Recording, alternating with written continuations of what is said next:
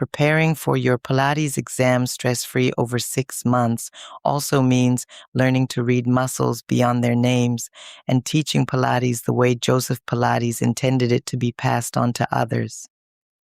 I originate from the transverse processes of the first 4 cervical vertebrae, from C1 to C4. I insert onto the superior angle of the scapula as well as the upper portion of the medial border of the scapula. My primary action is elevation of the scapula. I also participate in downward rotation of the scapula, and when the scapula is fixed, I can contribute to lateral flexion and extension of the cervical spine. I am primarily innervated by the dorsal scapular nerve originating from C5 with contributions from the cervical branches C3 and C4. In Pilates, I am constantly involved in neck placement, scapular stability, and the quality of cervical elongation. On the mat work, I work particularly during elevation and depression of scapulae. When the shoulders rise excessively toward the ears, I can quickly become dominant and create cervical tension. The goal is therefore to learn how to stabilize the shoulders without rigidity, with precision and fluidity. On the reformer, side twist sitting requires very precise organization of the shoulder girdle during trunk rotation.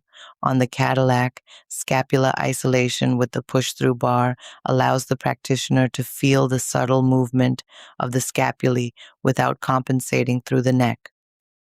On the stability chair, scapular isolation prone requires strong shoulder control in order to avoid cervical tension.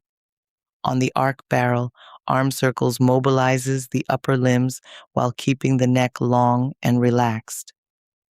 On the spine corrector, rotation with port de bras combines cervical elongation with fluid trunk rotation.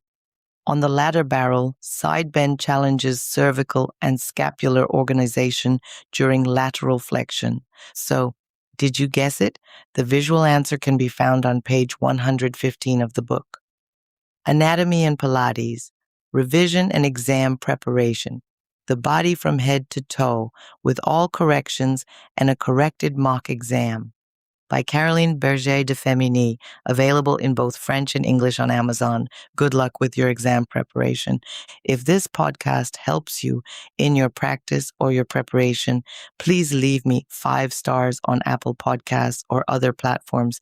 It's quick, free, and it helps tremendously in introducing it to other Pilates enthusiasts. Thank you for your support.